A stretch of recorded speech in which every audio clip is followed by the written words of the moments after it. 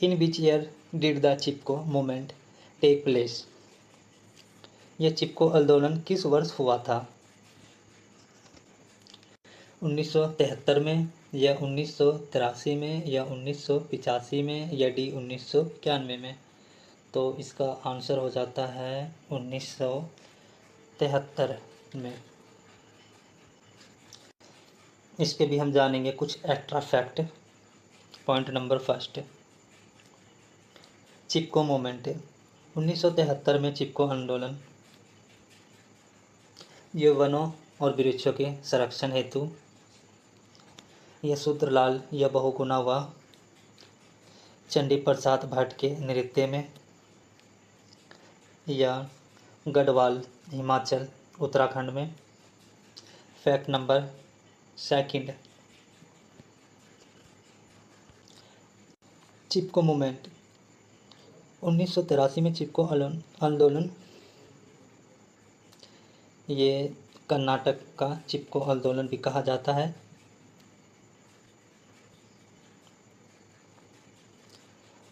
पांडुरंग हेनरे या 25वीं घाट में पौधों की रक्षा के लिए। अब फैक्ट नंबर 3 पढ़ेंगे हम।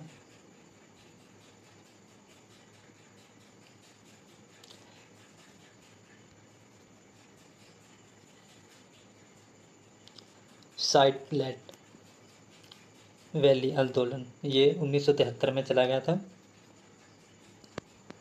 पलक्कड़ केरल के सदाबहार उष्ण कटिबंधीय वनों के सुरक्षा हेतु। फैक्ट नंबर 4, फैक्ट नंबर 4 ये है नर्मदा बचाओ आंदोलन। ये 1885 में चलाया गया था।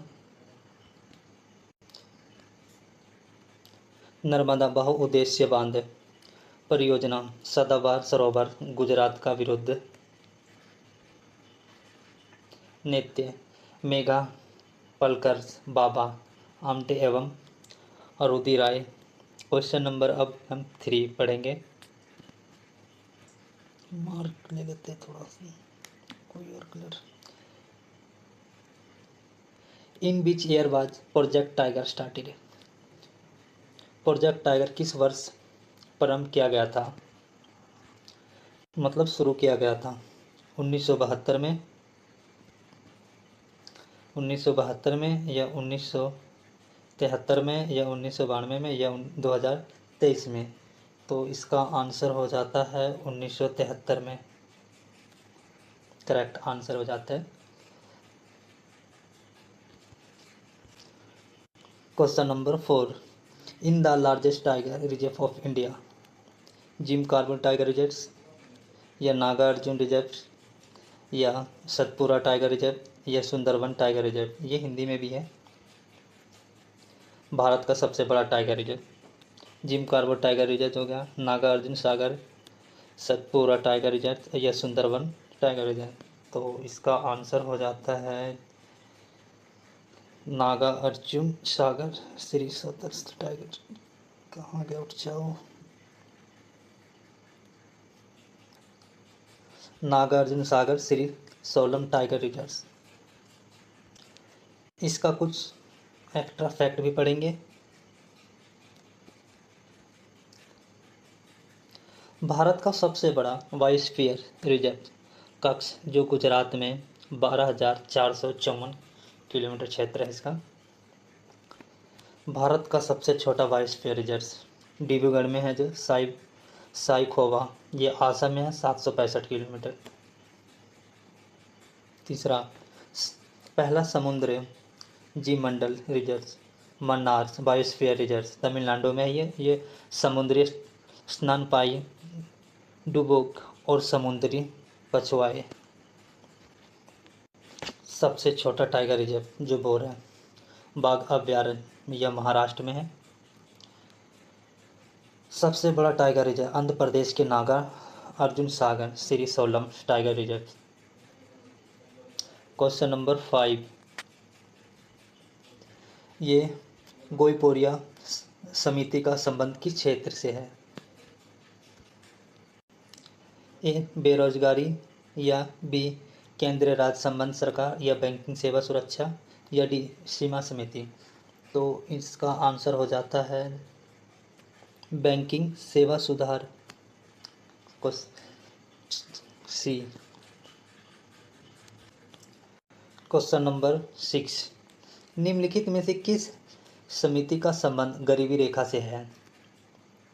ए मीरा सेठ समिति, या बी महाजन समिति, या सी सुरेश तेंदुलकर समिति।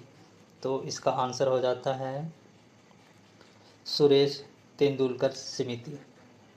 क्वेश्चन नंबर 7, भारत और पाकिस्तान के बीच की सीमा रेखा का क्या कहलाती है? मकमान रेखा, डुरट रेखा, या रेड क्लिफ रेखा। तो इसका आंसर हो जाता है जाकर रेड क्लिफ रेखा, करेक्ट आंसर। इसके बारे में कुछ एक्स्ट्रा फैक्ट पढ़ेंगे। 17वीं समांतर रेखा ये उत्तरी वियतनाम तथा दक्षिण वियतनाम में है। 24वीं समांतर रेखा ये भारत तथा पाकिस्तान में है। 38वीं समांतर रेखा उत्तर कोरिया तथा दक्षिण कोरिया में। 49वीं समित रेखा अमेरिका तथा कनाडा में।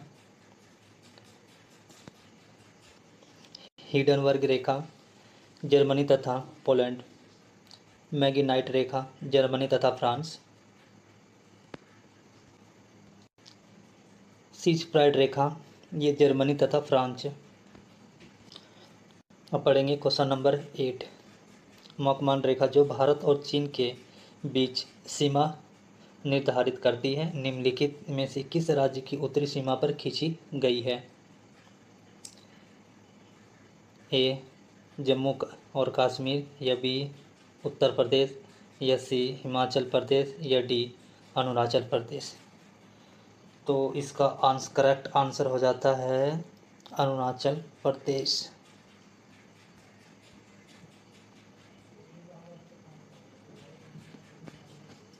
क्वेश्चन नंबर 9, भारत का पहला बायोस्फीयर रिजर्व कौन सा है?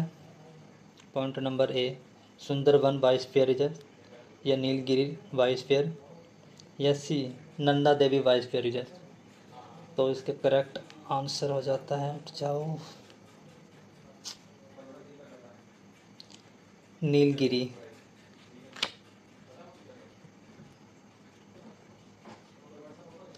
Nilgiri biosphere.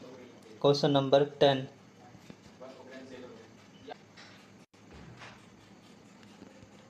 Question number 10, Nokrek biosphere reserve किस भारत में स्थित है? मेघालय में, नागालैंड में, या अरुणाचल प्रदेश में, या सिक्किम में। इसका करेक्ट आंसर हो जाता है Meghalaya.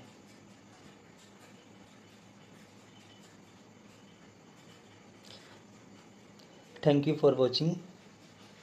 Like share and subscribe कर दो अगर अच्छा लगा तो।